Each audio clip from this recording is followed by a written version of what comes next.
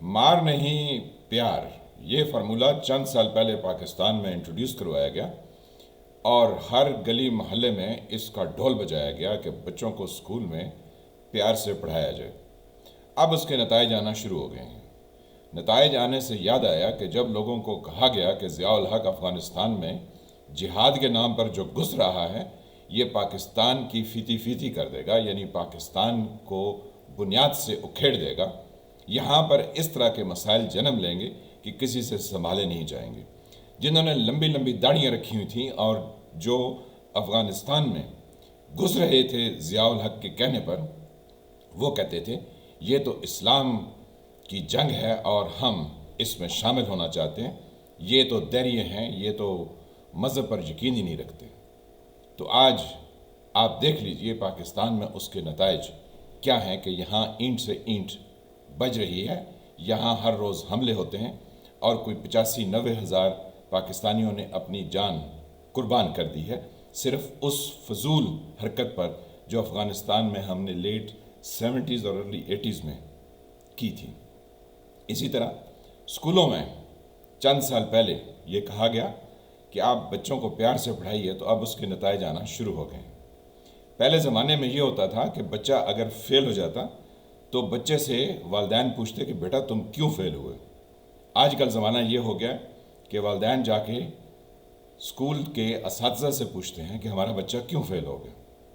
تو جب بچے کو کسی طرح کی ڈانٹ ڈپٹ، کسی طرح کا پنشمنٹ کا احساس ہی نہ ہو، جہاں اس نے گھر میں یہ دیکھا ہو کہ اس کا والد صبح سویرے اٹھ کے 10-15 گالیاں دیتا ہو، ماں کو پھینٹی لگاتا ہو اور ہر کسی کو کھا جانے والی نظروں سے دیکھتا ہو، تو اس بچے کو پیار سے آپ کیسے پڑھا سکتے ہیں؟ کیونکہ اس کی تربیت ایک ایسے ماحول میں ہو رہی ہے جہاں پر پنشمنٹ کا عنصر یا پنشمنٹ کا رویہ غالب ہے۔ اب پاکستان میں جو بچے اسکولوں میں یعنی میٹرک کی تعلیم تک پہنچ رہے ہیں، ان کو اسکولوں نے پیار پیار میں پاس کیے رکھا۔ اب ان سے آپ پوچھیں کہ بنیادی میتھمیٹکس کیا ہوتا ہے تو ان کو اس کا نہیں پتہ، انگریزی اور اردو سے وہ ویسے ہی آشنا نہیں ہیں۔ سائنس وہ یہ سمجھتے ہیں کہ یہ تو کوئی ایسا سبجیکٹ ہے جس کو پڑھنے کی ضرورت نہیں۔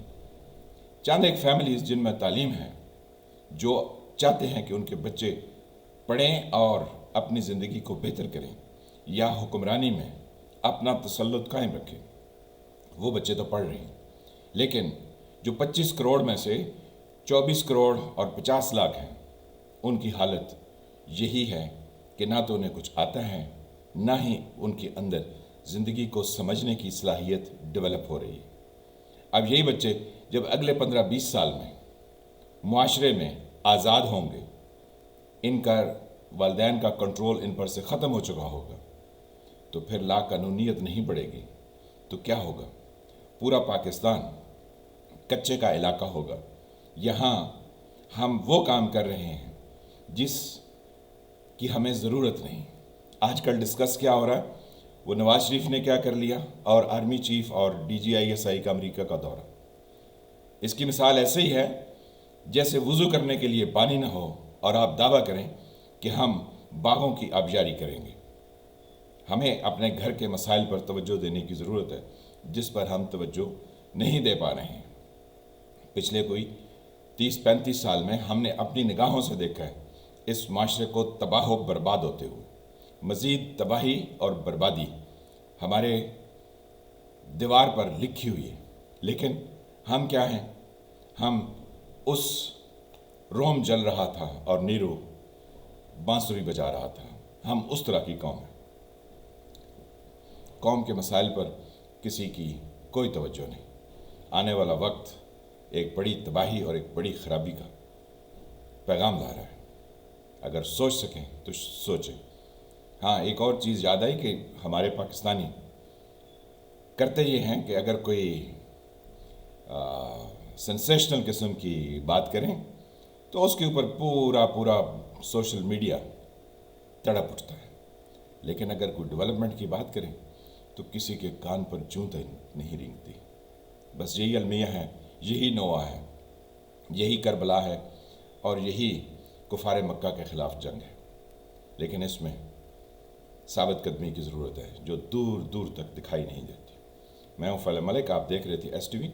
جن فرینڈ نے چینل کو سبسکرائب نہیں کیا وہ اس کو سبسکرائب کریں، گھنٹی کے نشان کو بھی دبا دیں تاکہ آپ کو نئی آنے والی ویڈیوز ملتی رہیں۔ ملتے ہیں کسی نئے ٹاپک کے ساتھ، تب تک کے لیے خدا حافظ۔